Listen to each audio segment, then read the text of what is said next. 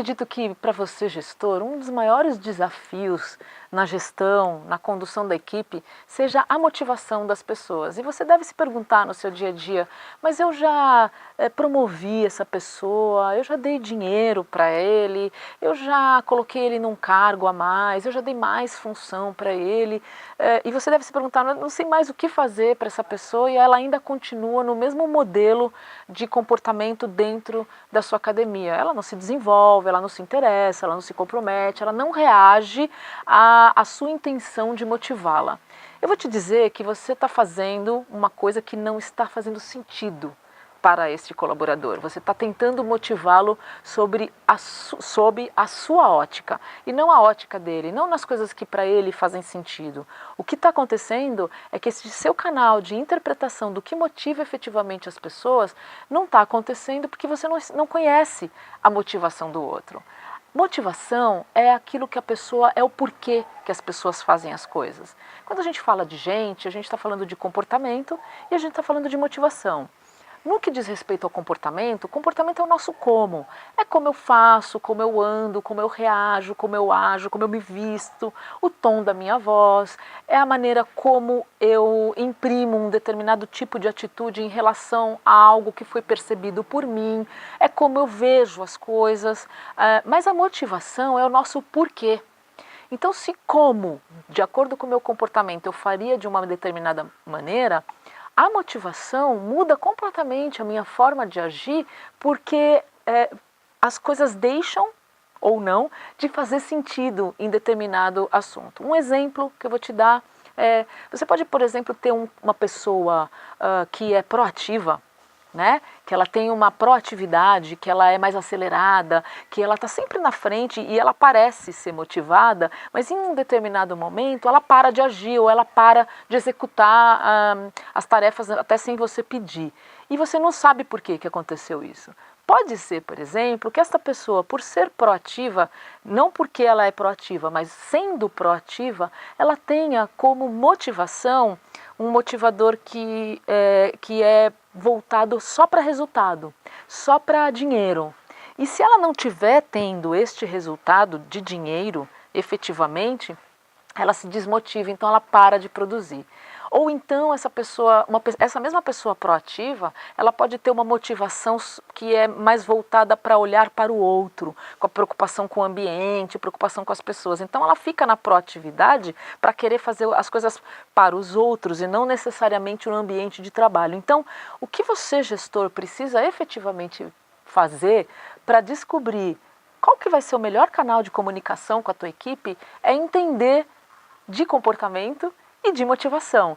E esta motivação, a gente tem um estudo que fala sobre 6 modelos de motivação, 6 motivadores que seria interessante que você entendesse para poder, inclusive, fazer essa combinação entre o que e como as pessoas fazem e por que elas fazem. A motivação teórica, normalmente as pessoas que têm motivação teórica são pessoas que se preocupam muito com verdades traduzidas em conhecimento. Então, o que as motiva é o estudo, é a cognição.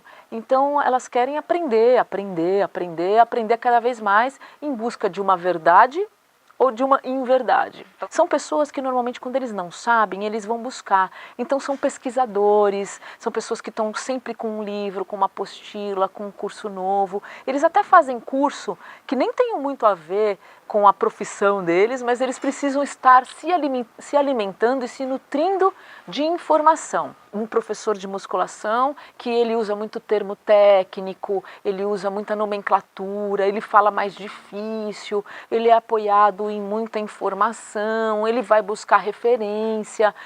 Quando a gente fala de comportamento, normalmente este perfil está associado a um modelo de comportamento que é um cara normalmente mais racional, que busca esse tipo de informação e está apoiado em processos, mas não necessariamente, porque como eu te disse, o comportamento é como e a motivação é por quê. Então, independente do comportamento, o motivador teórico faz isso.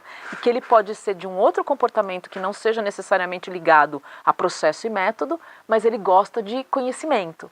Então, esse cara é bom você usá-lo, por exemplo, ele vai se motivar para você chamá-lo, por exemplo, para construir a metodologia de trabalho da tua academia, principalmente no que diz respeito a treino, a periodização, ou se a pessoa é da motivação teórica, né? Ele é teórico e ele trabalha com vendas, como que ele constrói o processo de venda, como que ele faz reciclagem de treinamento, como que ele constrói, por exemplo, o que falar com cada tipo de cliente. Ele vai adorar estudar para poder te dar essas respostas e poder te ajudar, inclusive, na construção de mais conhecimento para a equipe. Então, envolva-o nos programas de reciclagem, nos programas de treinamento e desenvolvimento, inclusive nos programas de avaliação de desempenho. Ele pode te ajudar a construir este material todo para avaliar toda a sua equipe. Então, é uma excelente pessoa para te ajudar com informação, com conhecimento, com processo,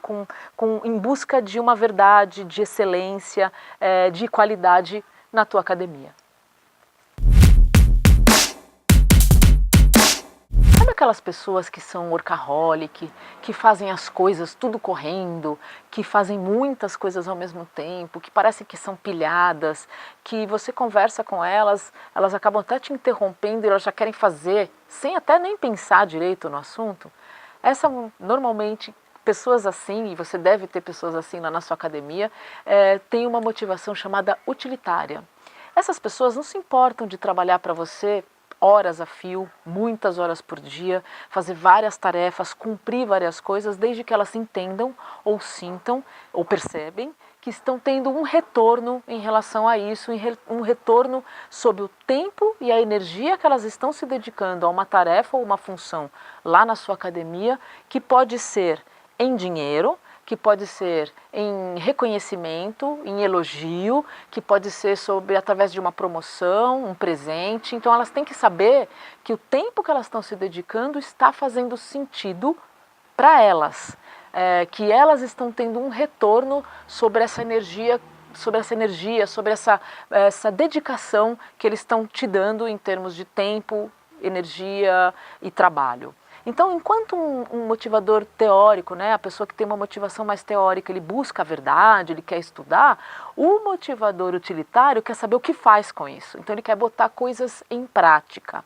Então, normalmente, o que você pode utilizar pessoas que têm essa motivação? Você pode colocá-los para praticar uma determinada metodologia, uma aula nova. Você pode montar a metodologia, estabelecer o processo e colocá-lo para aplicar isso e ver que resultado isso vai ter. O utilitário tem foco em resultado, ele quer efetivamente saber o quanto que isso devolve para ele. Então você pode dizer para ele, inclusive, olha, eu vou te apresentar uma metodologia, um processo, uma nova ferramenta que você vai colher este resultado e com isso você vai ganhar alguma coisa, que pode ser um benefício, que pode ser mais credibilidade, que pode ser dinheiro, que pode ser algo que dê retorno para ele. Então, para motivar pessoas que tenham este tipo de perfil, eles têm que saber que tudo que eles estão fazendo vai retornar para eles. Eles detestam perder tempo com aquilo que eles não estão sentindo que tem um porquê de estar ali, senão eles se desmotivam. Utilitários detestam sentir que eles estão se dedicando a algo para que essa coisa aconteça, seja realizável e realizada, e tem alguém que esteja empatando, né? Então ele percebe que ele está gastando tempo à toa, ele para de fazer. Quando você perceber que uma pessoa que normalmente trabalha muito, é bastante acelerado, é proativo, vem para cima, quer fazer um monte de coisa, é porque ele não está vendo que o que ele está fazendo, a dedicação dele está dando retorno para ele. Então é a hora de você intervir e perguntar, o que aconteceu? Você não está conseguindo enxergar que isso que você está fazendo está te dando um resultado, está te dando um retorno? O que você tem para me dizer a respeito? Aí sim ele pode te dizer, eu estou gastando tempo à toa, ou eu não estou sendo valorizado, ou eu não estou ganhando dinheiro que eu acho que eu mereço, e aí por diante. Aí você consegue, ao entender isso, trazer ele para perto de você e estabelecer uma excelente relação de custo e benefício, que é o que o utilitário gosta. A A busca da autorrealização, de contemplar coisas, essa é uma motivação estética. A estética ou o motivador estético, pessoas que são assim, eles têm um olhar subjetivo sobre as coisas. Ele entra num ambiente, por exemplo, ele começa a perceber a harmonia do ambiente. Ele não consegue trabalhar num local muito cinza, muito só organizado. A organização tem que ter um quê de belo, tem que fazer e que faça sentido para ele. Uma pessoa que tem esse tipo de motivação tem muita dificuldade em processos que não tenham essa subjetividade incluída ou embutida. Que é um exemplo muito prático, é a planilha. Um cara que tem a motivação, uma pessoa que tem a motivação estética, ele vai olhar para uma planilha e vai procurar cor na planilha. Ele vai procurar se todas as fontes estão harmoniosamente colocadas, se não tem... se não está destoando uma fala da outra. O estético ele tem muito este olhar de harmonia do ambiente, harmonia entre as pessoas. Ele é uma pessoa dedicada, mas ele tem um tempo limite para isso. Ele sabe definir bem o tempo dele. Então, o tempo que ele está trabalhando tudo bem, ele está lá dedicado e ele vai fazer deste ambiente de trabalho algo muito harmonioso, mas ele vai haver um momento em que ele precisa parar para ir relaxar, ter qualidade de vida. O estético, né, a motivação estética, ela busca equilíbrio. Então ela busca equilíbrio tanto na vida pessoal, quanto na vida profissional, quanto na vida amorosa. Tudo isso tem que ter muito sentido, tem que estar interligado. Essas pessoas são muito legais para você utilizar na sua academia e eles vão se motivar com isso, de você trazê-los para eventos. Então, por exemplo, a decoração de um ambiente de evento. Esse cara da estética serve muito para isso, porque é uma coisa que para ele faz muito sentido. Decoração, harmonia de ambiente é desta motivação. Então, quando você consegue descobrir isso e você solicita dessa pessoa que ela efetivamente te entregue aquilo que para ela faz muito sentido, automaticamente ela executa uma tarefa sem nem que você peça. Então, o estético, ou a motivação estética, é essa pessoa. Ela tem que ter equilíbrio de ambiente. Como você tem uma equipe diversa, provavelmente na sua equipe você tem vários tipos, tanto de comportamento quanto de motivação, você tem que estar muito atento para perceber individualmente o que satisfaz as outras pessoas. E lembra de uma outra coisa. Esse cara estético, ele tem muito como ele tem esse equilíbrio da harmonia, ele vai tentar fazer isso com o ambiente como um todo. E tem outros motivadores ou outras motivações que não gostam e que podem se incomodar. Aí o seu papel é de tentar você harmonizar o ambiente, dizendo que se para um é importante que tudo esteja no lugar, bonitinho, organizado e bonito, para outro não. E que isso faz parte do bom ambiente de trabalho. E com isso você vai contribuir efetivamente para melhorar o clima e fazer com que as pessoas se respeitem, que esse é o grande segredo de saber lidar com gente. Se a gente tem uma motivação que se preocupa com a harmonia do ambiente, tem uma outra motivação que se preocupa com a harmonia entre as pessoas, que se preocupa em ter boas relações, é não conflito, é o relacionamento humano. Essa é uma motivação social. Muito provavelmente não, com certeza você tem na sua academia aquelas pessoas que olham para a harmonia entre as pessoas. Então sabe aquela situação de estresse? Essas pessoas não suportam. Uma situação de feedback, elas ficam tensas, porque elas não querem causar conflito. É o não conflito, eles são resistentes até essas pessoas por uma questão de não desequilibrar o ambiente, na verdade, o status quo. Então essas pessoas fazem as coisas muito olhando para o todo, são pessoas que elas querem ajudar o tempo inteiro, são aquelas pessoas que estabelecem parcerias com muita naturalidade, são pessoas que gostam de conviver com outras pessoas, de saber que estão ajudando ao próximo. Existe um problema nessas pessoas com motivação social, que as pessoas pedem muitas coisas para elas. Até você, gestor, se já identificou alguém dentro da sua equipe que tem esse perfil, por instinto, você já pede várias coisas para ela fazer, porque como ela não diz não, ela está sempre muito voltada a satisfazer e a ajudar, então normalmente é aquela pessoa que tem aquele ombro amigo, que tem um bom ouvido, que quer fazer as coisas pelas pessoas, e normalmente ele se sente usado pelos outros, e a gente faz isso, né? É natural que uma pessoa que tem essa motivação e que se mostre muito disponível a ajudar as outras pessoas, a gente peça a ajuda dela o tempo inteiro, porque ela não fala não, então para ela tudo bem também. O que tem que ter de limite aí, você gestor? Porque você tem que saber organizar isso muito bem e não deixar passar do limite da outra pessoa, que essa é a sua habilidade em lidar com elas, né? É você saber até onde você vai pedir coisa para ela e que para essa pessoa que tem a motivação social é consciente sua, e você vai dizer a ela, vou te pedir isso porque eu sei que você é uma pessoa que não diz não, mas eu não quero abusar de você, não quero abusar da sua amizade. Isso para ela já vai ser uma maneira de você reconhecer nela esta motivação, e ela vai querer cada vez mais ajudar o ambiente. Essas pessoas, normalmente elas servem muito para equipe. São pessoas que trabalham muito em harmonia com outras pessoas, e o trabalho em equipe fica muito bom com pessoas que têm esta motivação. Então, o que você pode usar essas pessoas para o bem delas e para o bem da tua empresa é reuniões. Por exemplo, elas podem ser pessoas que arrume o ambiente da reunião para deixar todo mundo confortável. Você pode pedir para ela montar um coffee break, ela sai para comprar as coisas. Você pode pedir, por exemplo, para ela arrumar a sala para deixar o ambiente para que as pessoas tenham conforto. É diferente da motivação estética, que é o belo, né? No caso da social, não, ela quer o conforto das pessoas, ela quer o bem-estar. Então são pessoas que, por exemplo, elas servem muito para recepcionar as outras pessoas na academia, elas servem muito para olhar o problema do outro. Por exemplo, você pode até colocar essas pessoas na linha de frente para entender quais são as necessidades do cliente na sala de musculação. Se você quiser fazer, por exemplo, uma pesquisa de satisfação, essas pessoas com motivação social são ótimas, porque as pessoas se abrem com elas. São aquelas pessoas que têm sempre um tempo para se dedicar ao outro, né? Então você pode usá-las para o benefício do outro e da sua empresa. E elas não vão se sentir mal não, porque relacionamento humano, relacionamento com as outras pessoas, sabendo que elas estão de alguma maneira ajudando o ambiente como todo, para elas é um motivo de se sentirem motivadas, de quererem ajudar cada vez mais. Então, deixe claro que você não está abusando dela, mas que você vai gostar muito de saber que elas que gostam de ajudar as outras pessoas, estejam efetivamente ajudando não só a equipe, como a você, gestor, como os clientes também. Pódio, medalha, primeiro lugar. Essa é uma motivação do individualista. O que é uma pessoa com esta motivação individualista?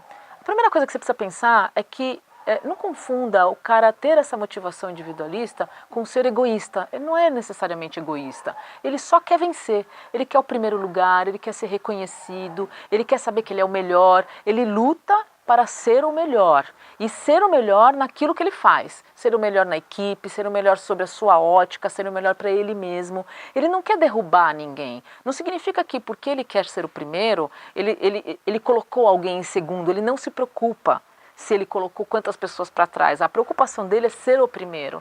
Então, esse tipo de motivação é mal vista, inclusive por ele mesmo, porque uma pessoa que tem essa motivação individualista, que quer ganhar a todo custo, ele se preocupa muito em não infringir valor, e a gente não está falando de valor, nós estamos falando de motivação. A motivação, o porquê que ele faz as coisas, a individualista, ele faz as coisas para ganhar prestígio. Ele quer ser o melhor professor. Um exemplo, sabe aquelas campanhas de endomarketing que acontecem em outras empresas, que você muito provavelmente já deve ter visto, ou se você não tiver aí na sua academia, que é o melhor colaborador do mês? Sabe aquela história? Esse cara que tem a motivação individualista, se ele não tiver todos os meses como sendo o melhor colaborador do mês, ele vai se rasgar de raiva. Ele vai se desmotivar ou vai lutar com unhas e dentes até ele perceber que ou ele não está sabendo, quer dizer, se ele não tiver conhecimento, ele não vai saber por que ele não está sendo reconhecido como sendo o melhor, porque sob a ótica dele, ele é o melhor. E você, gestor, precisa dizer para ele que as outras pessoas também têm as suas motivações e têm também os seus pontos de vista e também estão lutando para conquistar um lugar, né? Um lugar de destaque, uma posição de destaque. Então, uma coisa importante de você, gestor, que você, gestor, tem de inclusive amenizar esse tipo de motivação, porque esse cara com motivação individualista, ele automaticamente, em detrimento de querer sobressair-se, ele acaba diminuindo as outras pessoas, mas é naturalmente, ele não faz intencionalmente, é da motivação dele. Então cabe a você, gestor, tentar equilibrar este ambiente, porque um cara como esse pode desequilibrar o clima da organização. As pessoas podem perceber nisso e tratar isso como sendo uma parte muito egocêntrica dele, que não tem necessariamente a ver com egocentrismo, porque aí são outras análises que a gente tem que fazer. Tem que analisar valor, histórico, cultura, comportamento, tem uma série de outros indicadores de comportamento que vão dizer sobre como essa pessoa se comporta ou não, né? Então não é bem essa questão. O individualista tem que tomar um pouco de cuidado, porque como ele vai querer pegar o microfone e sair falando, ele pode diminuir as outras pessoas naturalmente. Então você tem que ser esse balizador, de deixar a equipe muito consciente de que isso é apenas uma motivação, que a intenção dele não é derrubar ninguém, e deixá-lo muito confortável de querer conquistar o espaço que ele acredita que ele merece, porque se ele faz isso, ele está te entregando o melhor dele, e também você não pode diminuir isso. Você não pode impedir uma pessoa de motivacionalmente, seja ela qual for, principalmente no caso do individualista, que é um cara que quer crescer, de querer isso, porque se você fizer isso, você vai estar impedindo que ele entregue o que ele tem de melhor, que é querer vencer cada vez mais. E quando ele faz isso com ele faz isso com você naturalmente. Então, este equilíbrio é muito importante que você tenha, e que você tenha bastante discernimento e bom senso para equilibrar este ambiente. O individualista, ele não se preocupa muito se o ambiente está ou não harmonioso, ele se preocupa um pouco com ele. Ele tem mesmo essa conotação individual, mas é por ele e não é pela equipe. Então use esse profissional da melhor maneira que você conseguir para obter excelentes resultados e ainda mantê-lo na sua equipe, porque ele pode ser um excelente talento para você. Pessoas que seguem regras, que seguem processos, que seguem procedimentos e que cobram isso das outras pessoas. Essa é uma motivação tradicional. Só que essas pessoas, elas têm aquela coisa da família, sociedade, tradição, regra, processo. Elas se incomodam demais quando as outras pessoas não cumprem estas regras. E você tem um trabalho com esta pessoa que é dizer a elas que nem todas as pessoas pensam como elas, porque dentro da motivação, do porquê de cada uma das pessoas, para eles aquilo faz muito sentido. E você que é gestor, que provavelmente tem a sua própria motivação e o seu próprio modo de ser, agir e reagir, você também tem que fazer essa adaptação em cima das pessoas que você convive. Então eu sei que isso não é uma tarefa muito fácil não, mas o tradicional, ele tem regra própria, e ele cobra isso do ambiente, principalmente do ambiente de trabalho. Um exemplo são os guias, os processos, os métodos, os procedimentos. Se você marcou uma coisa com um cara tradicional, ele vai querer cumprir aquilo.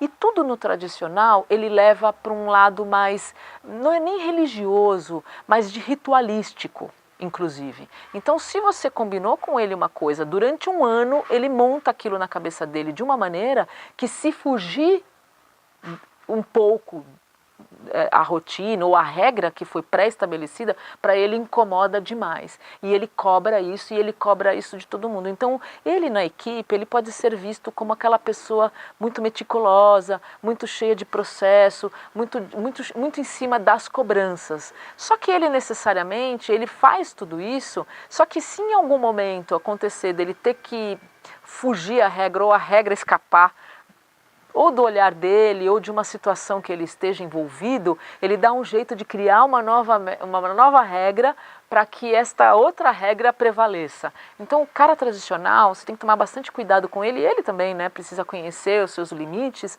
para não ficar aquela pessoa que fica dando desculpa para tudo. Então, um exemplo, você tem que me mandar um relatório toda semana. um exemplo de tradicional.